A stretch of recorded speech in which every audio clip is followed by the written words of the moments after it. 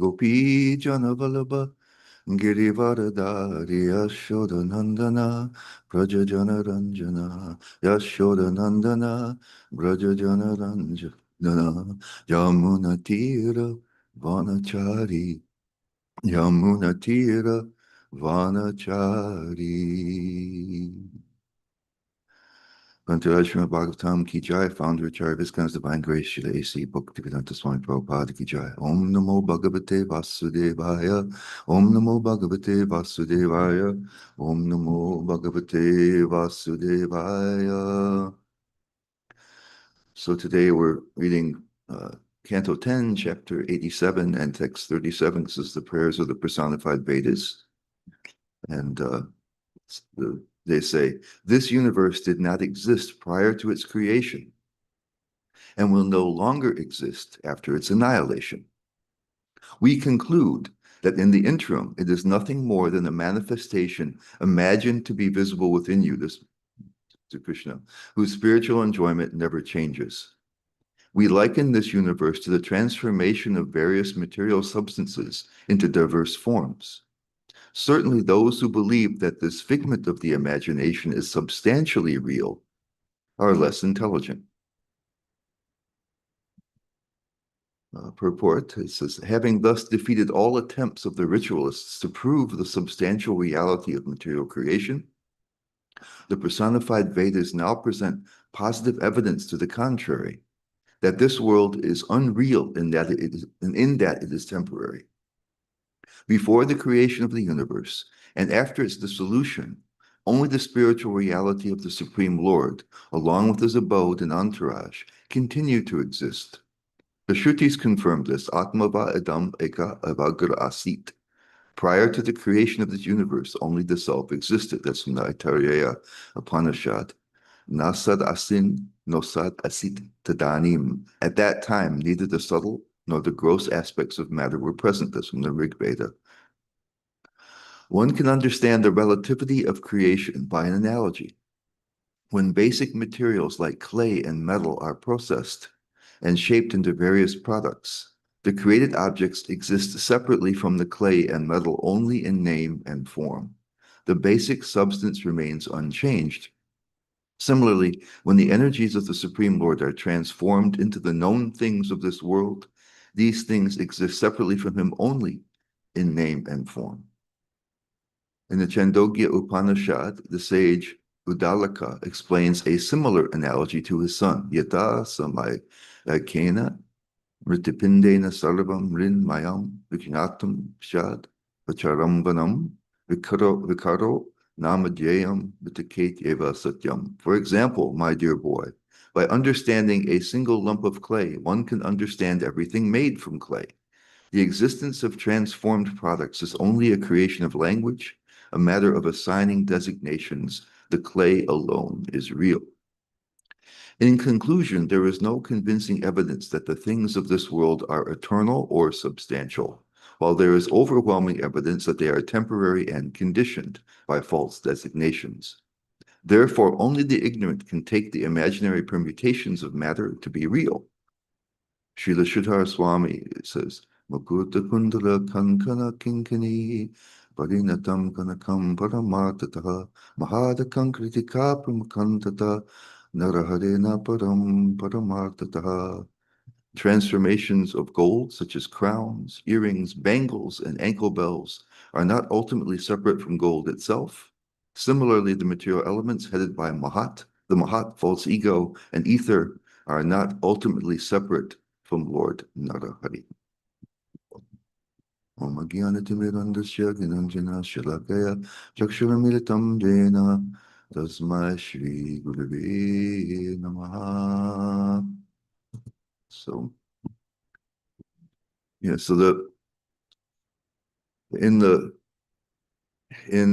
spiritual life, Prabhupada mentions this quite often. It's in the Brahma Sutras, the Vedanta Sutras, so that somebody, oftentimes people will take the spiritual life because of suffering. Why am I suffering? So this is somebody has the intelligence to ask, and Krishna in the Vedas offers kind of three options. Right? And depending on the adhikar and the desires of the qualifications and the desires of people, they will gravitate to one thing or another. And you see in almost every version of spirituality or religion, some of these things playing out. And it says previously the debate was being had with there's the karma mimamsa philosophers who say that this is the one and only world. This material world is all there is. And so their idea is to make it as good for you as possible. So this is karma that Krishna offers people first. Because we see that we're suffering. So you're trying many things and you find yourself suffering. So he said, but there's ways that you can maximize the happiness and minimize the suffering. And that's by following karma. The karma mimamsas go a little bit further, and they really take divinity out of the picture. They say the devas and even God, as long as you perform your karma, they must give you the reaction. There's no personal element there. And we hear in Bhagavad Gita, that Krishna says that the human beings please the demigods, and then the demigods please them. We understand that the universe is very personal, all the different powers of personality, and there's a personal understanding there, a personal relationship there. That's how we deal with things. So when we're doing, people are performing sacrifices to please the demigods or the Supreme Lord, it's being done in a personal way. That's how it's supposed to be. Actually, Vishwanath Chakravarti Thakur, he will tell us that any type of religious activity that takes at least a little bit of a grain of bhakti. Yes, there has to be some acknowledgement of the Supreme Lord in order for it to be successful. The karma mimamsas are just trying to reduce everything to humans' actions, sacrifices, and things that are able to control the world. But the foundation of that is that this is the only reality. And so if this is the only reality, and this is the natural, if you don't hear any other information, right, it's natural. We're born here, we look around, the world, it's persisting. I'm persisting. You see people live out their lives and die and seem to be gone. And so people will think like that. That this is all there is. This is the world. We all see it. We all feel it, touch it, smell it, taste it. And it's here. And so if you think that this is the only option, then your spirituality will be connected with trying to make it better. Right? To rearrange the furniture, to maximize happiness and minimize unpleasantness. And it's a trick by Krishna in one sense, because he gets people to have some self-control. By nature, in this world, we're spiritual beings, right? We're by nature fully self-satisfied. We don't need anything, but we've been absorbed, abhiveshana, into the experience of this world. We have this. I mean, even now, if you pick up your phone and you watch a video, you may feel emotion. You may be captivated by it. You can watch a movie and it's not real. I mean, it may not be based on a true story. It's complete, fiction. And that the person's playing the characters, who they are. They're playing characters in the next movie. And yet you become invested in the outcome. Why? Right? Because we give it our attention and give ourselves over to it. So imagine the level that takes. And it's not just a little screen in front of you on your phone, or it's not even a large screen in a movie theater, or a large screen television set, but it's something that's completely immersive. We're given this physical body, we're given a mind, we're given our sense of identity.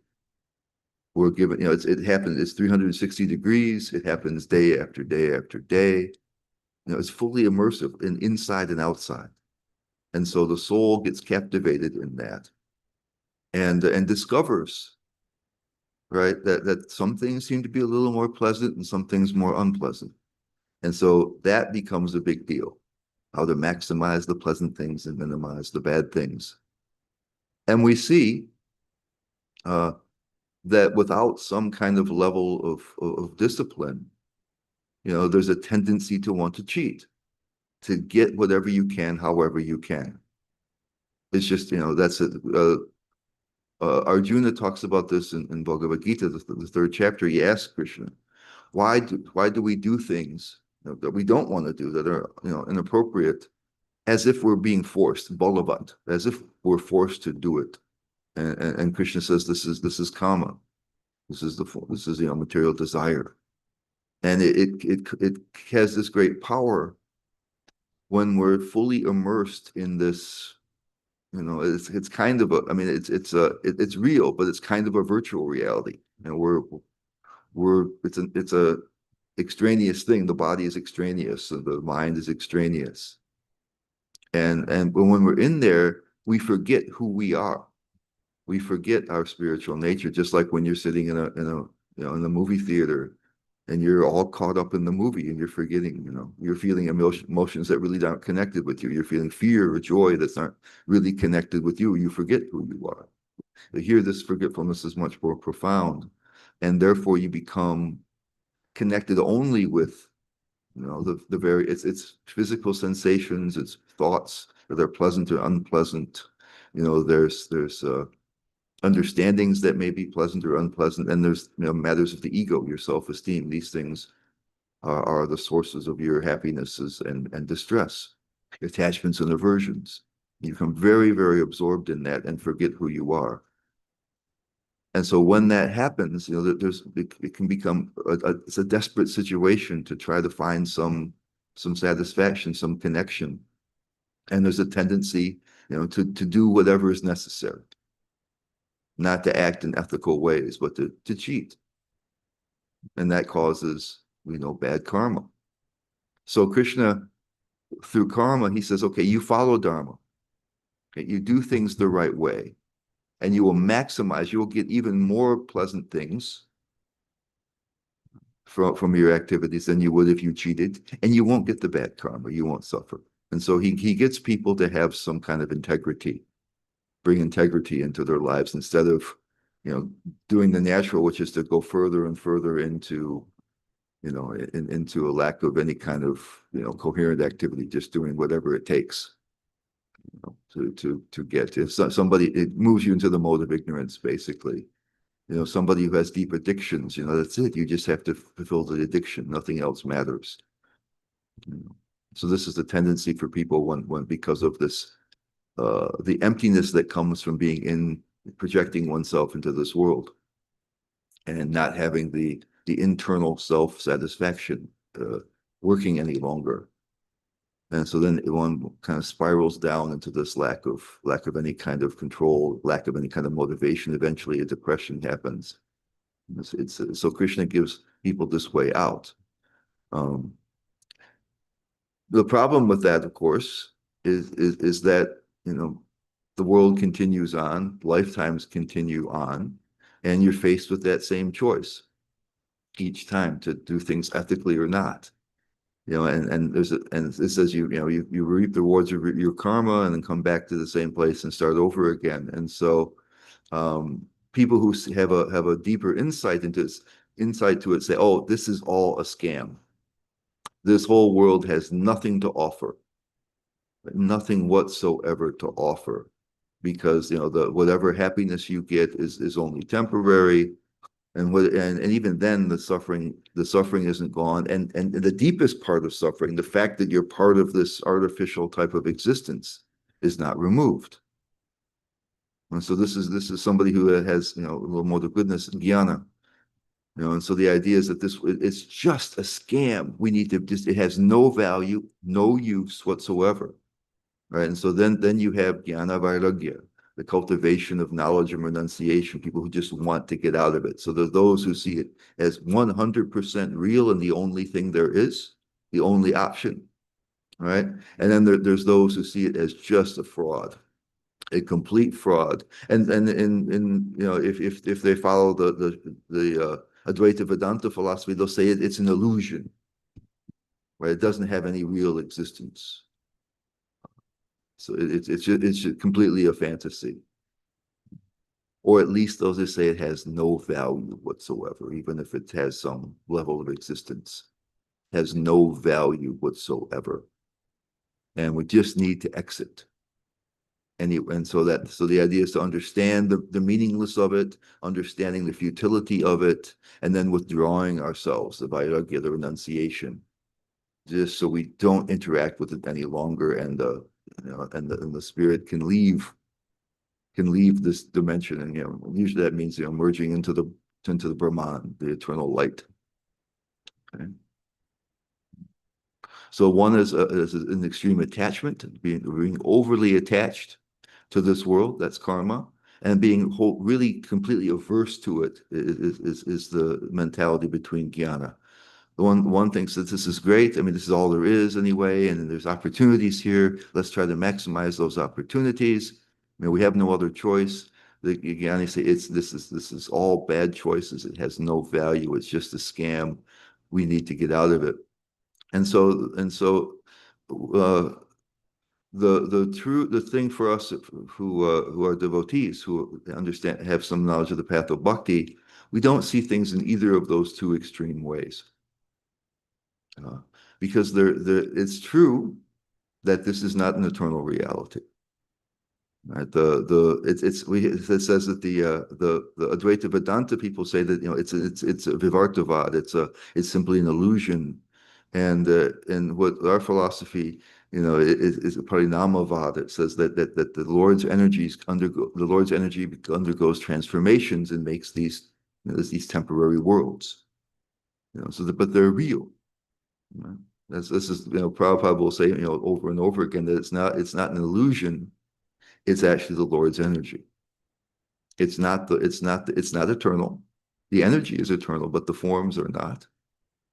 The universes come and go from out of existence, and even there are periods of time when the Mahavishnu, the creator of all the universes, right, is awake, and there are no material universes going on. All the souls go back into Mahavishnu's body.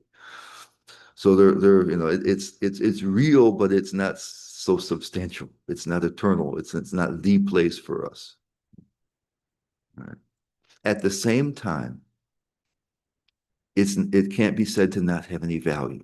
Like the Jnani say, oh, it's just useless. It's useless for trying to find happiness here and find an eternal place. It's useless for that, but it has use.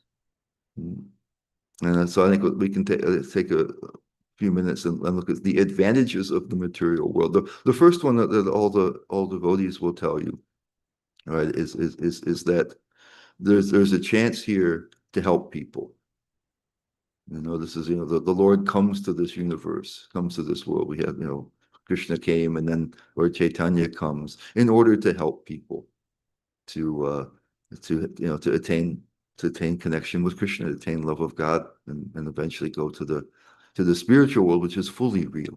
And so there's that opportunity. Right? We can be of service. We can be of help to others in that way.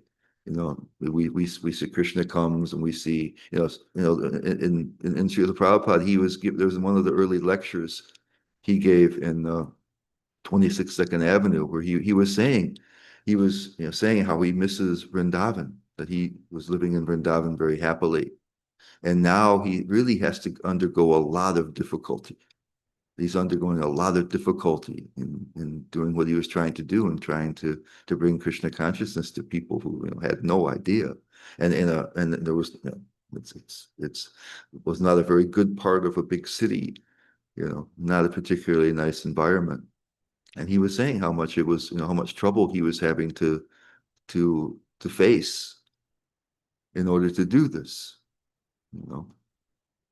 So it wasn't easy for him, but out of his compassion, right, he was sacrificing his own personal comfort, for the sake of others, and so that's a powerful thing.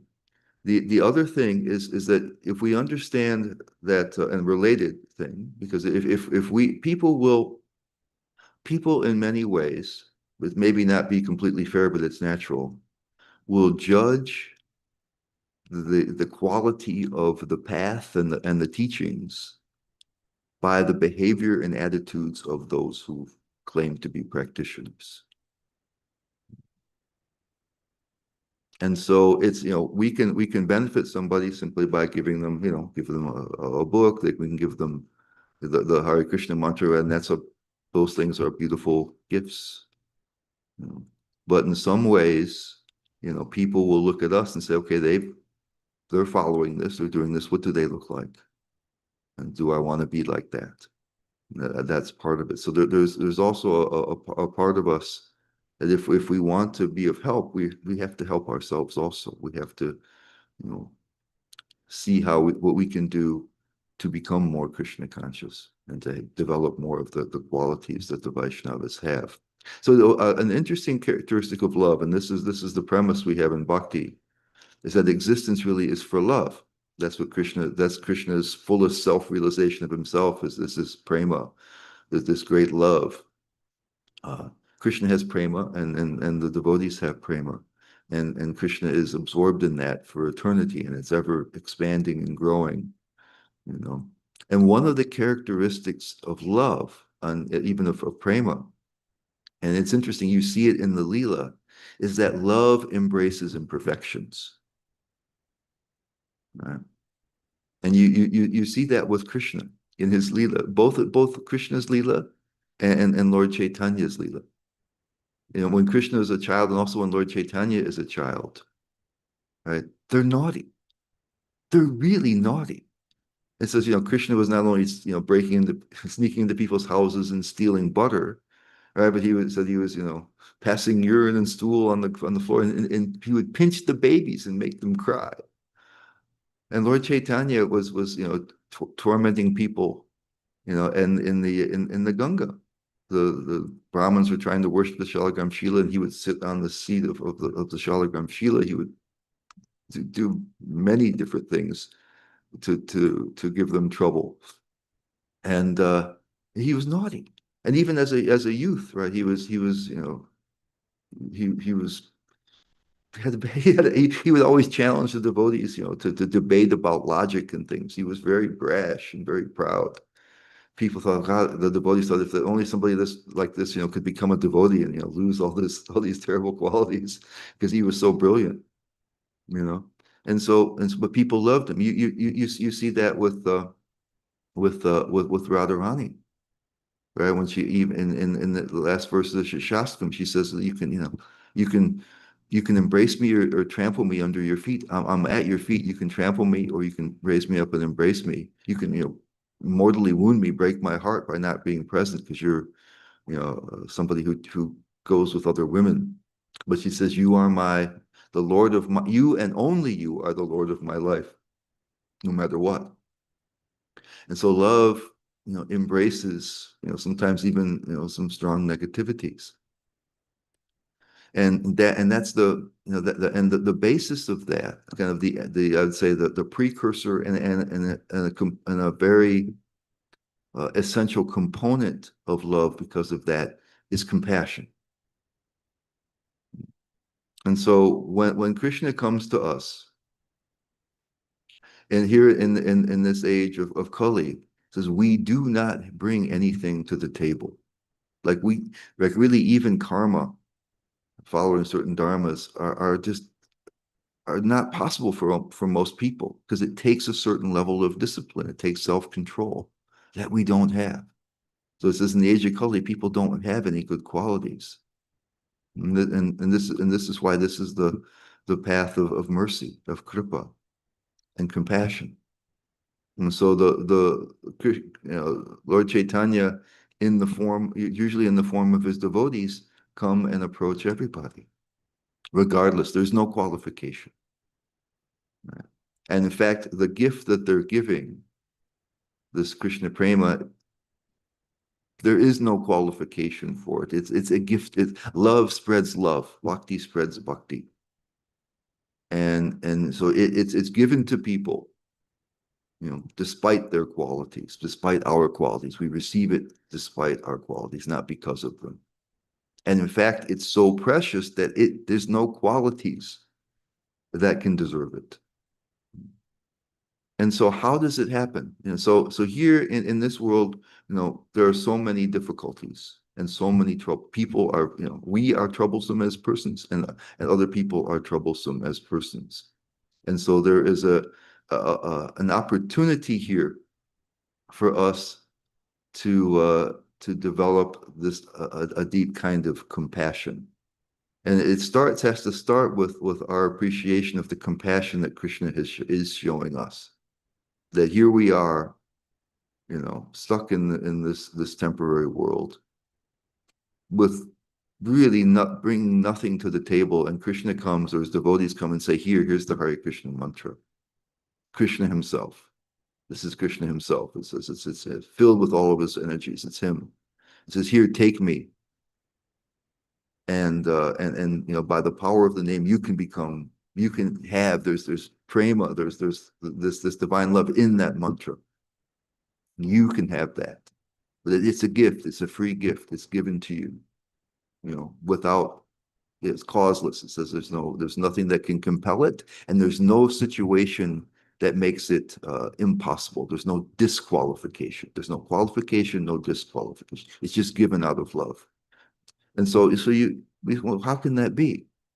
Right? How can, the most important being in all existence offer himself to us in such a way when we know that we have so many, many, many faults? How can that happen? Well, that's the power of compassion. And Krishna sees us from a different point of view. He not only sees, like, generally the word compassion means you feel for somebody else's suffering. So usually it means, somebody is obviously suffering, and you feel that, you feel for that, and maybe, induced to help them. So with Krishna, he understands suffering in a deeper way. Because we may have compassion for somebody who's suffering. We may not have so much compassion for somebody who's causing suffering to others. We may see them as the problem. And Krishna comes to everyone, regardless of whether they seem to be suffering or whether they seem to be even causing pain and suffering for others. Because he understands the deep reason behind it, right? That generally, because what happens is that people are reacting to this unfortunate situation, being absorbed, having their attention being absorbed in this creation, and trying desperately to have some happiness and to remove their distress. And because of that, they may fall deeper and deeper and deeper into darkness. And many times, if somebody is acting in very harmful ways, they have been harmed. They're dealing with traumas that were done to them. Usually, that's also how karma works. You get that sort of thing, right? And so Krishna sees that deeper than just what's happening to you right now, or what you're doing right now. He sees that you have this, that you're a soul that's not touched by that. Right, that we have been so many things and done so many things, positive and negative, and the soul, it says in the Gita, it has not been changed by that. So there's, in some ways, we're still there intact, and Krishna is able to see that, and he's able to understand, the dynamics of that and how people can be led even to deep, deep, deep darkness. That's part of what happens here in this world, and so, but he sees them also as suffering. Causing suffering, yes, but also as suffering. And so Krishna embraces our lack of qualification. Sometimes even, hopefully we don't have tremendous darknesses, but we have some darkness in us. He embraces that. He sees past all of these things and offers us himself. So his love, deals with our imperfections and even, really super disqualifications. And so it's really up to us if we can feel that from Krishna, if we can recognize and appreciate that from Krishna, that one of the things we can do is try to develop greater compassion ourselves. It doesn't now when somebody if our love embraces someone who's doing negative things, it doesn't mean that we ignore that. His Holiness Bhakti Tirtha Swami, I think, put this really, really well. He said that if you have love for somebody, you want their welfare. And so if there's somebody who's doing harm, right, that's harmful to them. They're making offenses, they're making bad karma for themselves as well as hurting others. And so it doesn't mean we become enablers of persons doing evil, not by any means, nor even do we just ignore when people do harm to us, because that's also not helpful to them. But we can we can understand that they are also our suffering. We understand there's a Henry Nouwen he's a priest, and he's somebody who he's I think from the Netherlands, been a university professor, and he deals a lot with counseling people. And he said this one thing that's really powerful to my mind anyway. He says that for a compassionate person, nothing human is alien. And he says he thinks that if somebody has done something really horrible, he says that I think that under other circumstances I could do that. And if somebody does something wonderful, he says, under other circumstances, I could do that, but nothing human is alien.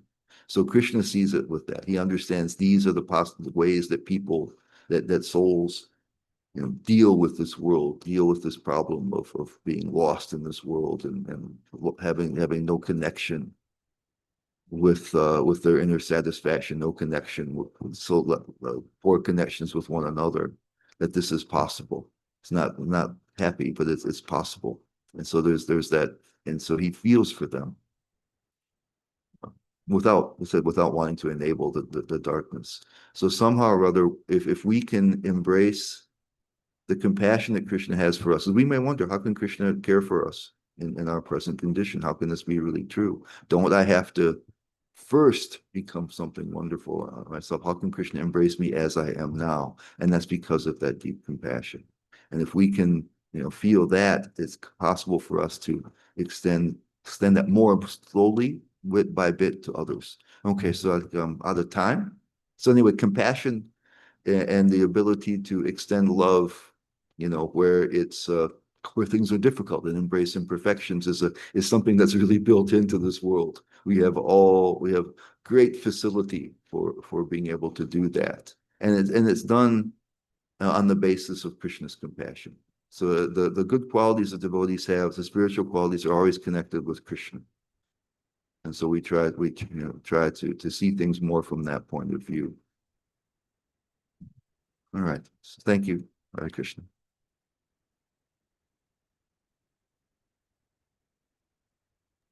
Great class, Giri Govardhan Prabhu.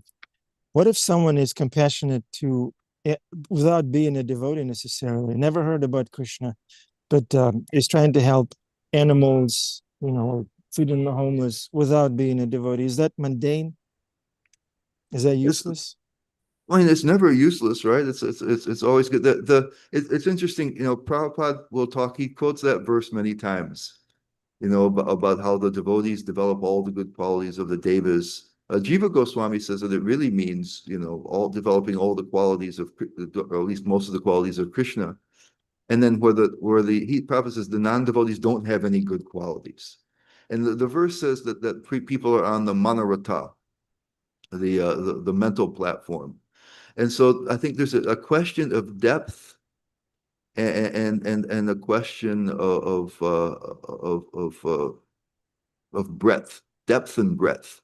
So if a good quality is connected with Krishna and Krishna's unlimited compassion, it will ultimately be very, very deeply rooted. It will be very difficult for that quality to change, and it will be extensive. Right? Now, somebody who's more in the mode of goodness, who feels, people in the mode of goodness will feel compassion to other people, to animals, and work very. So that's good. There's no situation about that. But it the modes of nature change, right? And so sometimes it will be more present, sometimes less present, and it may be, you know, it generally is going to be have a certain scope. And are they also compassionate to the people that that say they're trying to save animals that that kill animals? They may not be as much that way. So it depends on the depth and the extent.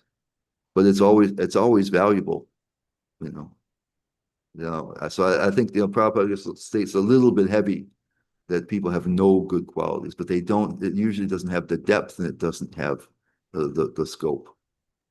Thank you for clarifying that, Giri Govardhan Prabhu. Min has her hand up.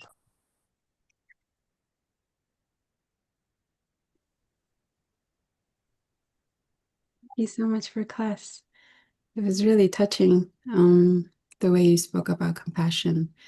I was in a different class the other day, and my teacher started speaking about the state of our existence in the world, and even to how even to good people things just happen that just is so unfair. And so basically, he was making a case for our existence in the material world to be, filled with suffering, and that he was speaking to the fact that we must move ourselves from the platform of suffering to platform of meaning. And I feel like your lecture this morning is sort of like answer to that. What is that meaning? That we can move ourselves to, and especially on this path to really feel Krishna's love for us who are imperfect. And I really love how you spoke about how the love embraces all imperfections, and even bringing up mentioning the 8th verse of Shikshastakam. That's kind of, I've never really heard that verse that way. I understand that it's a bit different. It's Radharani speaking, but the internal potency of Krishna perceiving love that way, that I embrace everything, is such an amazing model. And that if we actually can feel deeper somehow how much Krishna loves us, that we can move towards having more compassion for others. It's so beautiful. Thank you so much. And why he does so? What is he seeing? Or why does he see beyond that? Of course, so even in the spiritual world, of course, it's perceived that Krishna has has some negative qualities. He's a naughty little boy. That's actually that's substantial, and that allows the people come the women of Braj come to Yashoda and complain about it, but then ultimately they don't want her to do anything about it. He says, "I'll take away all the jewels so they can't see into the darkened storerooms." He says, "No, don't do that." They just want to really talk about Krishna ultimately, And so that's there. In this case here, Krishna sees beyond, and we should, in one sense, be able to see beyond. It doesn't mean we don't feel it, right? When we're hurt, it doesn't mean that we don't see the feel for the hurt that other people cause. But we also feel for the hurt that may have caused them to act that way. But ultimately, we understand that this is part of what it means to be in the material world. That this power of karma, takes over, and you can go into this, kind of death spiral into the deepest darkness. And that doesn't change the fact that there's a soul in there that isn't touched by that. Mm. And so Krishna, sees in that way. And at the same time, these other things matter. We don't want to facilitate people's evil actions. We don't want to be enablers. We don't want to ignore that. Oh, somebody's mistreating me, therefore I shouldn't feel that. But feeling it is, and being able to still be compassionate and want to wish them well. Right. This is, about His Holiness Bhakti Tirtha Swami says, we wish them well, which means, we don't enable their bad behavior. We don't necessarily tolerate that. Yeah, I can imagine. Yeah. Go ahead. Yeah, so we may tolerate in the way that we still wish them well, but it doesn't mean that we ignore that bad behavior. Mm. So there's a difference there because you want their welfare. Yeah, I could imagine like in the past experiences of having to move away from people who are toxic, or talk to a therapist and they give you sound advices, and I have had to move away from certain people. But sort of looking at that scenario, I wonder like what I would do now that I have Krishna in my life. My faith is not so deep, but I do feel loved by this incredible person. So I could kind of imagine looking at another person who's suffering, that Yeah. that feeling that I'm secure, because I have so much love by this incredible person. I won't be so fearful of lending a hand or speaking to them. I won't be so fearful of, oh my God, they're just going to charge into my life and ruin it or something. Yeah, it's true. It makes us a lot stronger and a Mm, lot more resilient. At the same time, so we have to think about what's good for them. And mm, so if you're acting in a way that's enabling their bad behavior, that's actually harmful to them. mm. Thank you. So sometimes you do have to love people from a distance, a safe distance. That's good for you and good for them. Drew, I had a question. You were mentioning trauma in the class. What will be the detriment of devotees if we don't deal with our underlying traumas? Yeah, I mean, I think it really hurts us. I mean, I mean, of course, that's partially, something that has to happen, um, through compassion. Because one of the things that especially if it's trauma coming from another person or people, one of the biggest one of the strong components there is just the wound to our self-esteem. Them, and especially if if it happens to us when we're young or when we're in a vulnerable condition, it may change our feeling of make us think that we don't have value. That's why I was treated this way. That's why somebody did this to me in this way. And if that stays there, we will also look at Krishna's love in the same way, that I'm not worthy of that. I'm not a worthy person. Or I can't. I'm fearful because of the pain I've suffered, and therefore I can't love. So I think we have to, we if we don't want to be spiritual bypassers. We're just going to move into a place of bliss. But if we want to be compassionate, if we want to become truly spiritual, we have to acknowledge and deal with the traumas and all the other types of things that we have, the darkness that we have inside us, and be able to open that for healing. But partially, Krishna gives us a foundation for healing if we can accept, his unconditional love.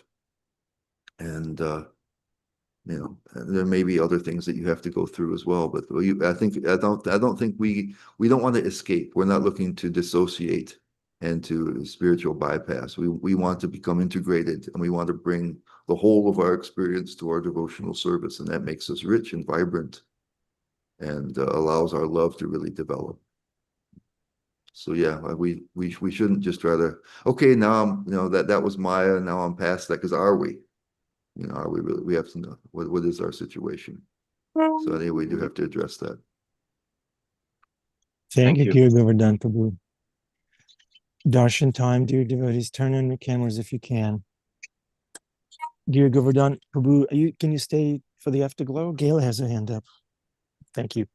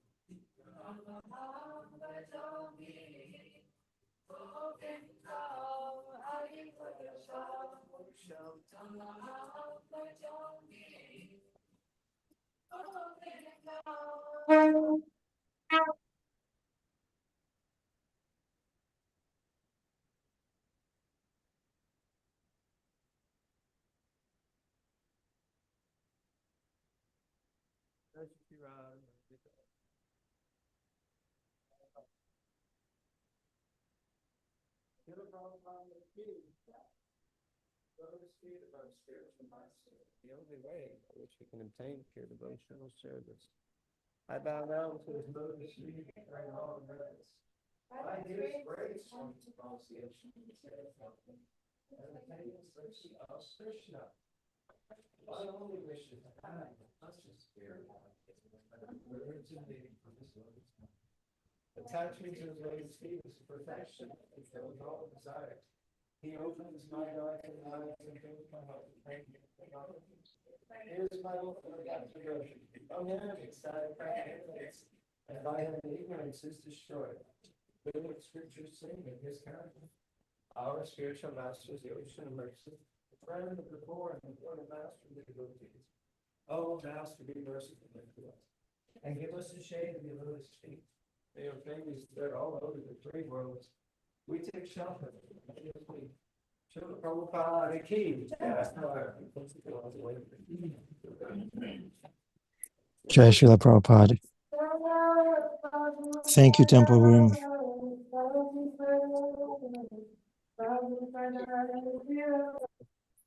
Welcome to the Afterglow. Thank you, Giri Govardhan Prabhu, for going over time with us.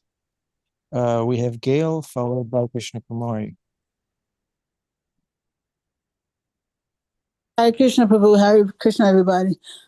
Prabhu, I was just wanting a little further explanation about this term, spiritual bypass, which we hear so often, but it seems like different people use it in different ways. So the way you used it, it sounded like it meant to think oneself more spiritually advanced than they are. Is it like that for you, or? That's part of it. I mean, it's a thing that a feeling that we can simply, not ignore the kind of the deeper levels of our, psychology, the hurts and the other things that we have, the traumas that we've had inside, the difficulties that we have, and we can just chant and be happy in a very simplistic way. I chant Hare Krishna, and so if I have any, unpleasant emotions, if I have any unpleasant feelings about things, if I have, unprocessed trauma or desires, that I can just listen to the Hare. And of course, the mantra helps us in so many ways, but I'm cutting off parts of my, my personality right now and just going to be blissful. And these things, will come to if they're just kind of put into a little closet, they'll stay there. We have to bring all the things to the light of Krishna's love and to Krishna in order for things to be healed. And so if we just suppress things and then just create like a little Hare Krishna bubble on top of all of our psychology, that may be pleasant for a little while, but we won't be fully invested. We won't be connecting deeply to the power of transformation that Krishna consciousness gives. And these things will cause us trouble from the background. And so we do chant and become happy, but there's a process to that. It's not quite just so simple. So like if a negative feeling comes up, we go, no, I'm Krishna conscious. So we do have to.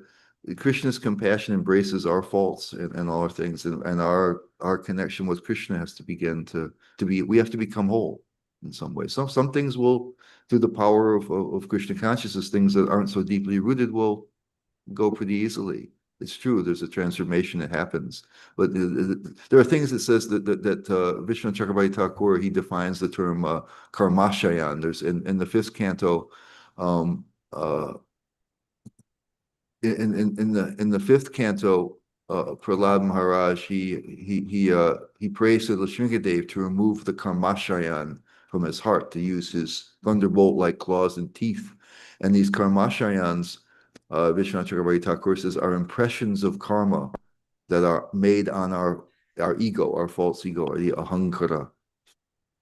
All right, so like there are things that from our past lives and this life have made impressions on our who we really see ourselves as being. They run really deep, and so it takes a lot to remove them, and so we can't just kind of smooth over them, plaster over them. We have to be able to have the access to Krishna's mercy with that, and we have to acknowledge them in order for that to happen.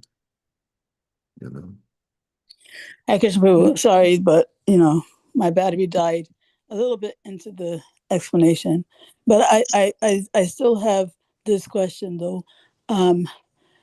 Why is it not sufficient to simply chant Hare Krishna and just let the mantra take care of all of our anarthas? But if we're blocking things, if we're keeping things that are off limits, so this is not part of me, okay, this is not happening, then we're not giving Krishna the permission to do it. So the mantra is ready to do everything, but what it means to be humble, and what it means to surrender is to allow the mantra to encounter all of ourselves. And so it's a two-way street. Krishna is ready to give us everything, right? But we're resistant. We think that this part of myself is not worthy. This part of myself, Krishna can't love. This part of myself is disqualified. This part of myself is shameful. And so if we label it that way, then we actually inhibit the power of the mantra. We have a superpower, right? Krishna is all powerful. We have a superpower, our free will, that allows us to accept or to reject Krishna. And so we need to give him a free hand. And in some ways, to give him a free hand, we have to be able to not be, actively suppressing things from ourselves. Here I am in my wholeness, Krishna. I need help with this. Okay, so as long as our attitude toward our anarthas is appropriate, right? As long as we are open to having Krishna, heal us or help us, whatever, then there should not be any problem, right, with simply relying on the mantra without relying on other things or other processes. I mean, if other processes can help us to open to that, then maybe it's okay. Yeah, but in other words, but the bhakti is self-sufficient. Yeah, bhakti is self-sufficient. Mm-hmm. Yeah. Okay. That's true. Thank you, Prabhu.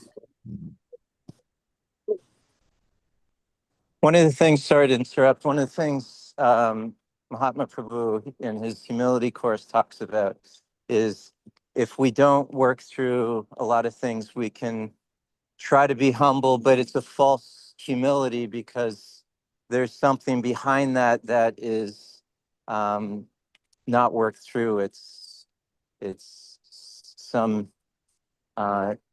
issue there that has to be worked through to actually really come from that more humility standpoint.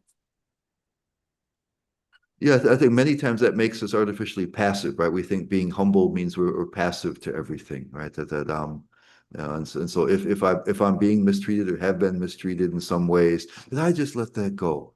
And so and that's not healthy, right? And that's just radiating the past trauma in you. But otherwise, the idea is humility means that we still are the well-wisher of others, but we do not, enable and condone these other sorts of things.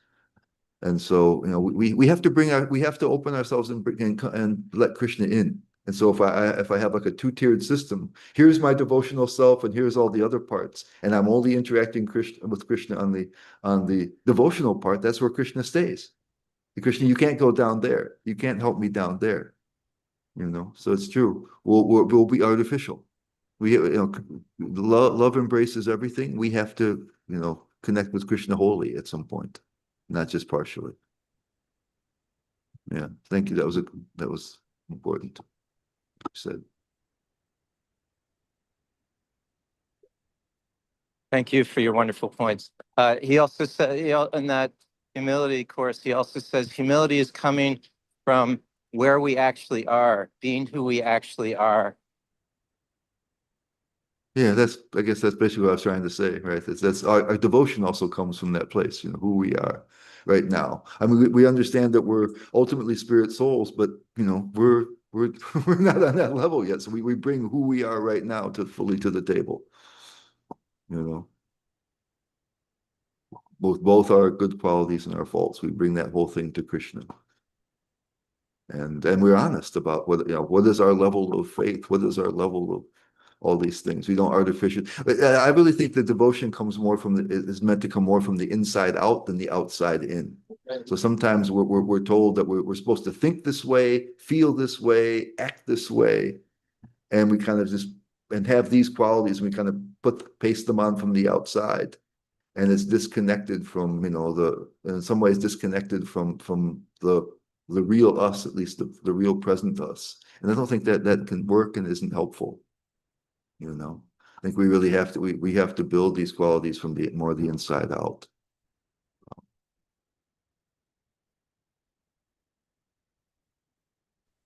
Adi Purusha's friend there.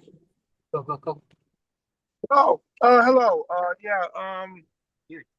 For ordinary people, what could be the best thing or thrust to move them forward in Krishna consciousness? I mean, I think I think the first thing we have to understand, and of course there's the main thing we have is the Hare Krishna mantra, but we understand how the reason that the Hare Krishna mantra is available to us is that Krishna cares for us. So he sent his devotees, and so we're accepted by Krishna in all of our brokenness and diciness. We're accepted by him, and he's willing to help us clean up the mess. So the relationship is on from Krishna's side first, and now it's up to us to decide how we want to react to it. So right now we're Krishna cares for us deeply, and he knows us thoroughly. That's what I would say. And he's there in his name. Yes, thank you. Thank you for that. Yes, yes, the same thing that Lord Chaitanya said 500 years ago. Yeah, yeah, yeah. It does still true today. There's no doubt about it. Saw can go before me if it's relevant to this conversation. Hello, can you hear me? Yes, you clearly. Okay, cool. Yeah, I just wanted to echo what you were saying because I feel really affirmed. It's been my observation that uh I personally suspect that like psychological and mental hygiene is like of the utmost importance, as well as accountability because I feel like in these like spiritual hubs where Krishna is like intentionally engineering our purification process, and that tends to be pretty intense. Um, I, I I noticed that it can get kind of dicey or messy, especially during like the Kali Yuga age, and even so much so. If you're familiar, like Amma, the hugging saint, she has a ashram, and she said it herself. She said that, you know, some of these people are choosing escapism instead of going to a therapist. So yeah, I just wanted to give gratitude for speaking about something that some people would rather not acknowledge. Thank you. No, thank you. Yeah, I really think we have to understand that Krishna accepts us unconditionally. And so, the idea is that as we respond to Krishna's love and Krishna helps us, it's true, we're going to be transformed, but we can't artificially act as though we're on in a higher position. But it comes from the inside out that we let Krishna's love in and we respond to that, we chant Hare Krishna and things transform. But we have to be honest and be whole about that. So Krishna Kumari, I think you waited long enough. Hi, Krishna. I knew this class was going to be good. Um, it's kind of like, I don't know what you'd call it, not spiritual bypass, but I was like quoting you to my son, writing text of what I was hearing you all say. It's like not my own realizations, but passing along. I was encouraging him to listen today. He got stuck coming back from Sweden in an airport in Dallas, and the devotees arranged to pick him up, and Ritavaja Swami personally saved him as a plate of prasadam. And you know, he's second generation, and he's never been treated like that. And I have so much love right now and appreciation for the devotees. And I also just wanted to, I hope he listens to this class. I sent it to him and he's back in the airport stuck again. So maybe. Um, wow, Radha Muralidhar. Did you see Muralidhar is totally in Vrindavan today? I mean, you might think that he's in New York on First and First, but he had that bugle. He had a cow herding stick and he had some rope, and that garland, the way it was hanging, was so natural. You know, sometimes it's more regal, like it has to be just so. It was like he's just playing his flute, his Venu Maduri. He's like calling in the cows, Radharani's like, wow, I've got the best flowers. I made you the best turban ever. The gopis were all helping today. They went up to that rooftop, to that, you know, the sakis. They grew the most beautiful flowers. He's not even wearing a shirt today. He doesn't even have big jewels on. He's like, really, he's he's totally Vrindavan mood. And I also just, I'm, I don't know, a book called Min, Her Realizations and Questions from Srimad Bhagavatam Class. I think we should just compile all of Min's realizations and questions and put together a small book because it just will soften those who read it. It's just so beautiful. Anyway, I'm just so grateful to be here. Hare Krishna. Hare Krishna, thank you. 13th canto. Yes. Hey, it's unlimited, right? It says even in the Yeah. higher planets, the Bhagavatam is much bigger, so it's unlimited. Yeah. Every devotee is a walking canto. Adipusha Yeah. Prabhu, you want to glorify Krishna? Hare Krishna. I'm praying to Srila Prabhupada what to say. I mean, Prabhu's classes are so comprehensive. We just sit there and drench, just bask in all the wisdom and, realizations and the comprehension he has. And there's all these other philosophies. They're so complicated, but they don't say much about Krishna, and without devotional service, what is all this like information about how to navigate mentally spiritual world and evaluate how to make ourselves happy without any idea of how can I please the Lord? So that's an interesting contrast, that there's these philosophies that are quite profound and, brilliant, but still nothing about devotional service.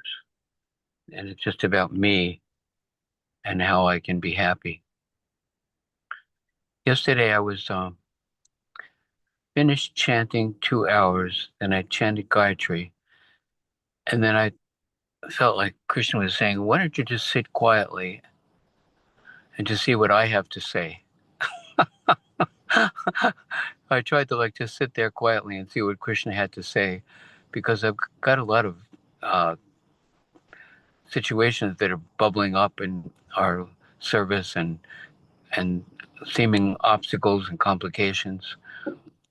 And I'm a little bit distracted and a little worried. And what Krishna seemed to say, now I don't know if I'm actually capable of perceiving what Krishna's saying, but this is what I feel like Krishna was saying. He said, I love you, and I've got it. That was it. He's already aware of our distress or our questions, and he's assuring us of his affection for us, like Prabhu was saying, and saying, worry, I got it. In other words, he's going to take care of stuff. Of course, we have to do our due diligence.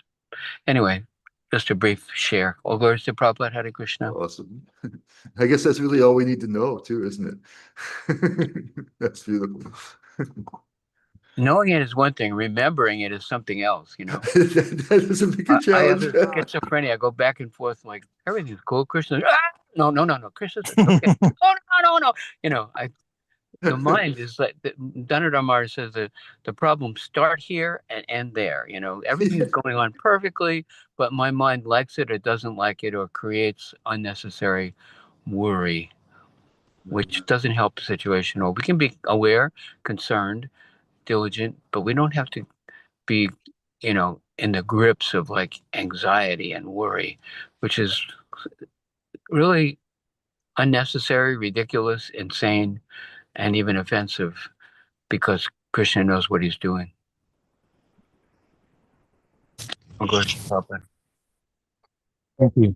One thing that we haven't heard in class today is that we're all going to die. It's all temporary. So I see Bhima Prabhu is raising his hand. Is that what you were going to say, Bhima Prabhu? We needed that high note to end on.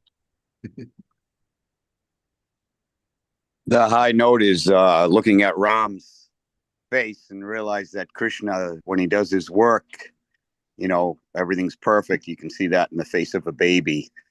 I just wanted to say that something I always remember, Kabir said, who's a 15th century, actually, somewhere around Lord Chaitanya's time. He was claimed by both the Sufis, the Muslim devotional mystical branch, and also Kabir was claimed by the devotees. Kabir said, how can you know God if you don't know yourself? So I think in this whole class, we come to a point that we do run up against these brick walls. And it is true. We sort of have to take a helpless stance and pray, please reveal to me what I need to do. And here's the big thing. We shouldn't be afraid to do the work. Krishna gives us work. This is as far as I can see, the things that we learn.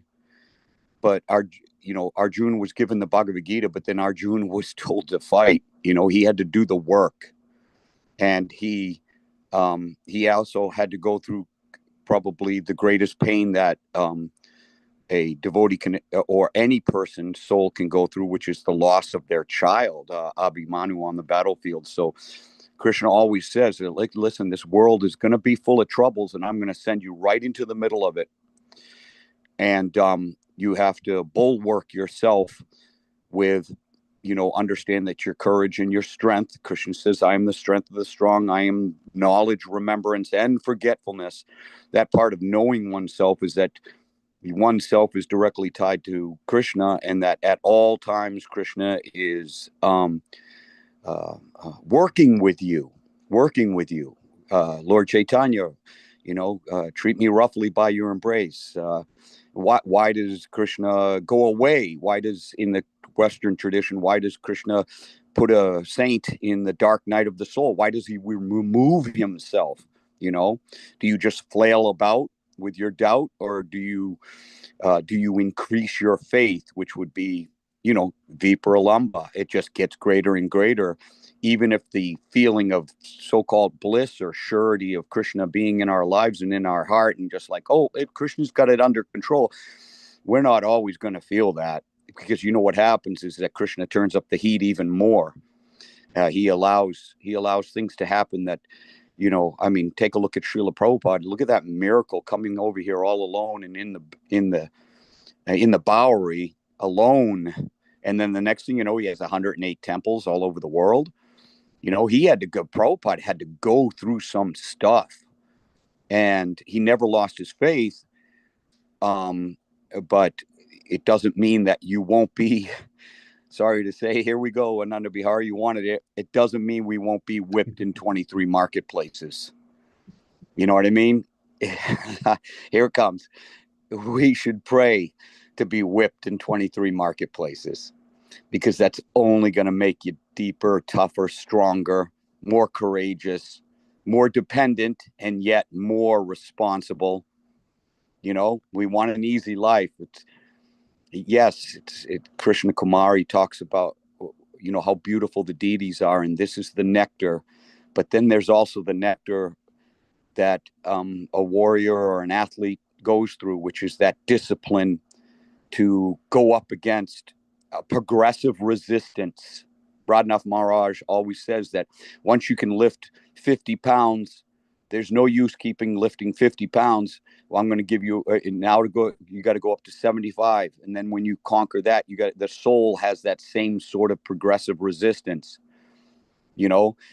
First you learn renunciation like Prabhupada, and live in Vrindavan and write purports of the Bhagavatam, and then Krishna says, I'm going to lose it all. I'm going to take it all away from you. You're going to have to start fresh. And then I'm going to heave you across the great pond.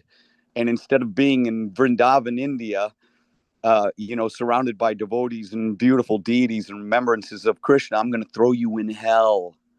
You know what I mean? And Prabhupada was able to get through it because he knew himself. He knew what his desire was. He knew things that he might have been up against. He had a sense of humor about it all. That's why he had that oceanic smile, that light in his eye, because he had this sense of humor, that everything that was coming at him from Krishna, and that he himself had to do the work. That Krishna's not just going to take care of everything. Yeah, Krishna takes care of everything. He takes care of everything through you. Krishna, make me dance, make me dance, make me dance. So, anyways, that's my own trial and tribulation narration. But we shouldn't be afraid. We shouldn't be afraid. And maybe we get out on the battlefield, as everybody that's on this call is, especially in New York. And then if we're having hard times, then we do what Krishna Kumari does. We remember the beauty of Krishna, and that will try to get us, that will get us through. You know, I'm just doing this for now, and maybe one day Krishna will say, "Well done, thy good and faithful servant," and grab us from the sika or our long hair, in my case, and pull us back and pull us out of the pull us out of this damn ocean. By the beard, in your case, Bhima Prabhu. Yeah. No, yeah. All right. Thank you very much. What a wonderful class, Giri Raj. Hare Krishna. Thank you, Bhima Prabhu. Okay, Giri Govardhan Prabhu, final instructions for us. I'll piggyback a little bit on top of Bhima there and distill it down. One of the gifts of the material world is the resistance. He talked about having to overcome resistance. So that's one of the values of being here in the material world, is the resistance it provides. Thank Can you you. unpack that a little bit? What does that mean? We're here to learn.